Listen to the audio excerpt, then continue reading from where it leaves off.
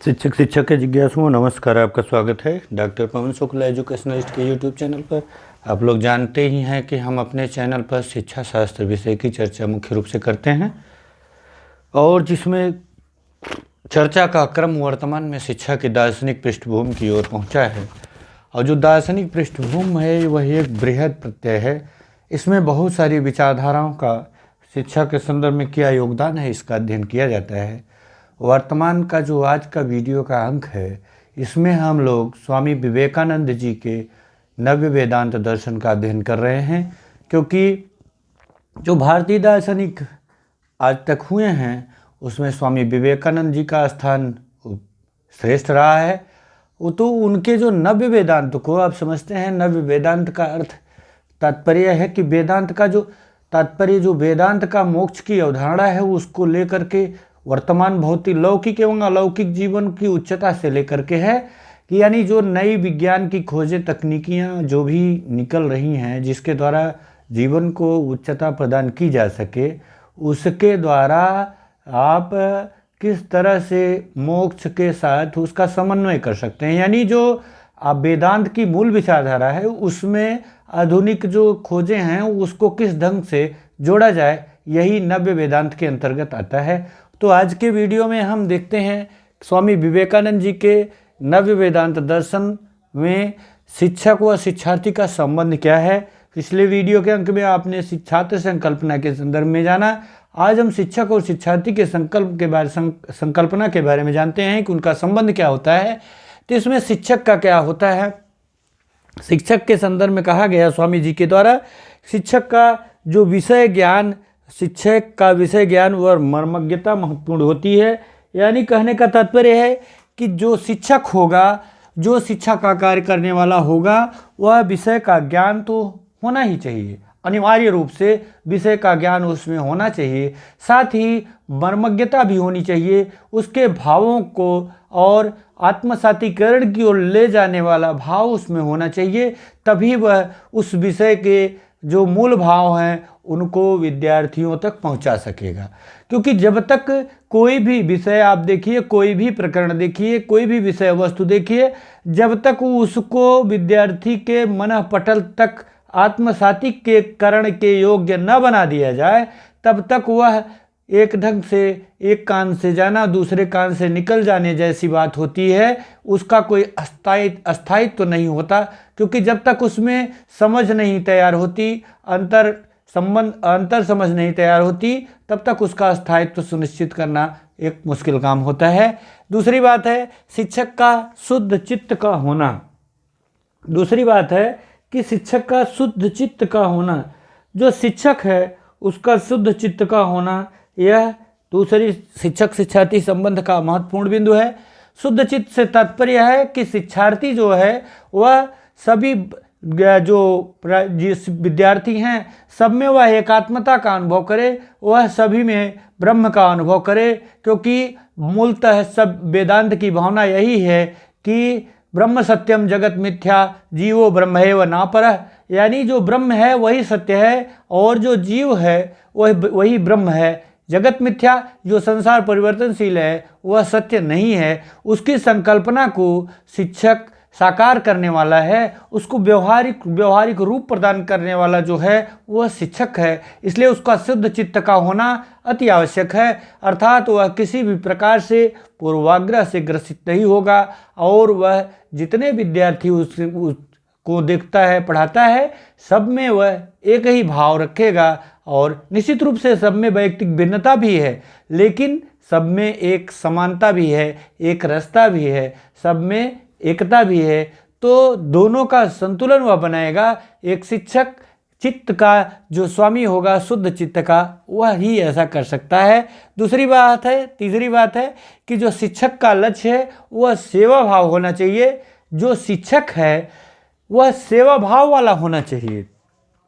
यदि शिक्षक सेवा भाव वाला नहीं होगा तो क्या होगा। तो शिक्षक अगर सेवा भाव का नहीं होगा तो कहने का तात्पर्य है कि वह कुछ रुपयों, कुछ पैसों के लिए एक व्याख्यान देने वाला, लेक्चर देने वाला हो जाएगा। इससे ज़्यादा वह कुछ नहीं होगा।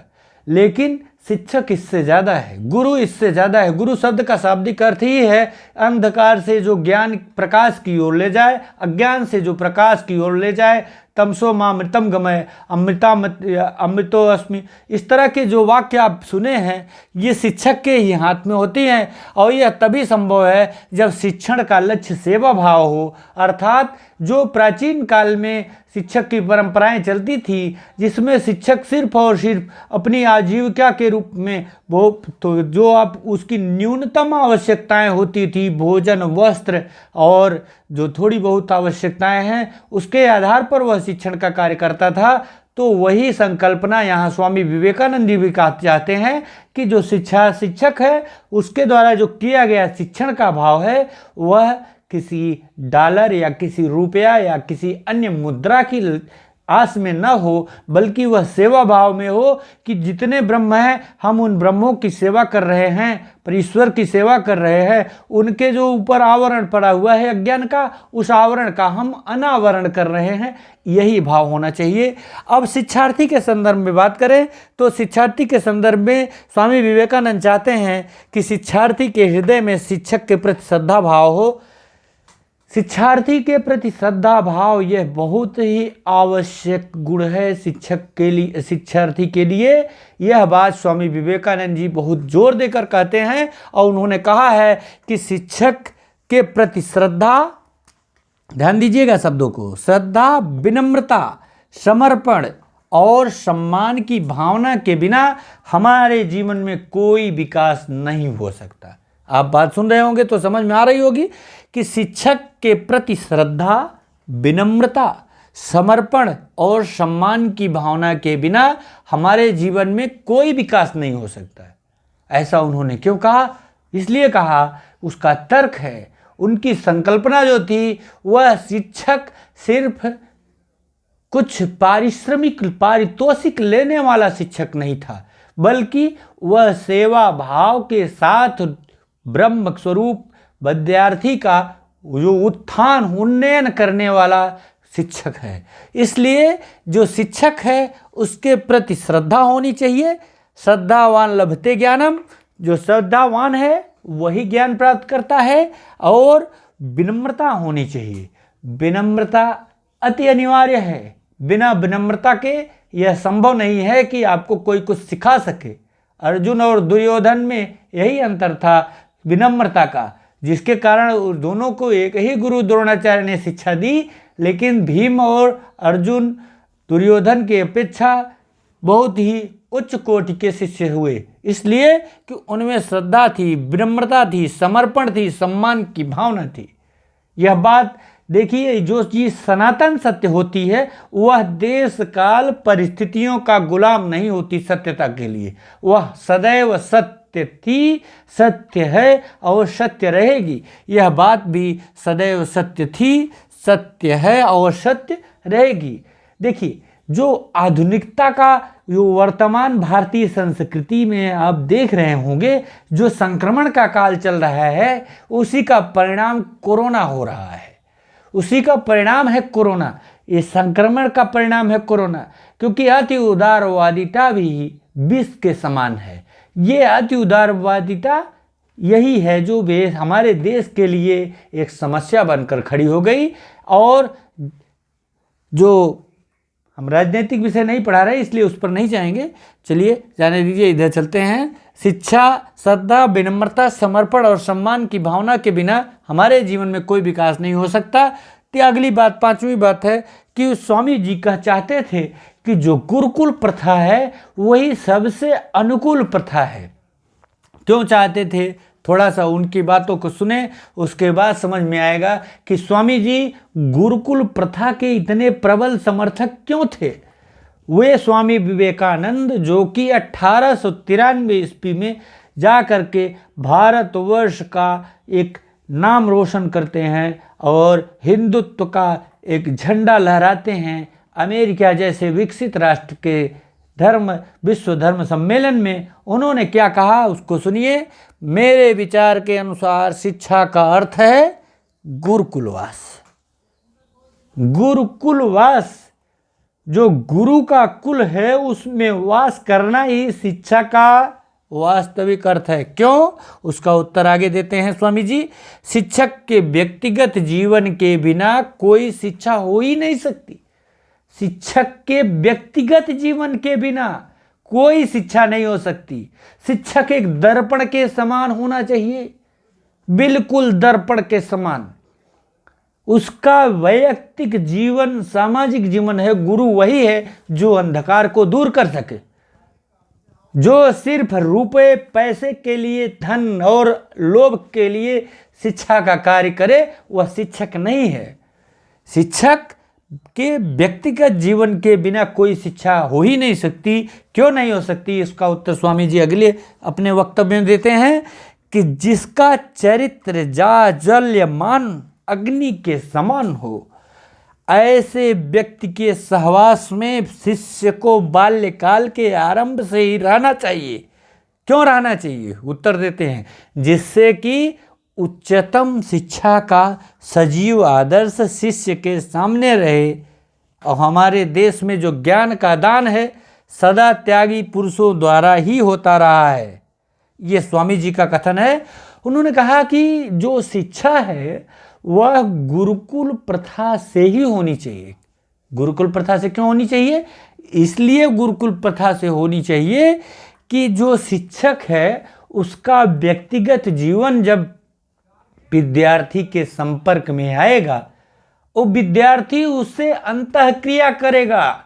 यह शब्द अंतःक्रिया समझिएगा, अंतःक्रिया, इंटरएक्शन, अंग्रेजी शब्द। देखिए, मेरी बात है कि जब तक जो बात जिस भाषा में कही जा रही है, उस भाषा के शब्द की मूल भाव तक आप नहीं पहुंचेंगे, तब तक उस बात का पूरा अर्थ आप नहीं समझ सकते।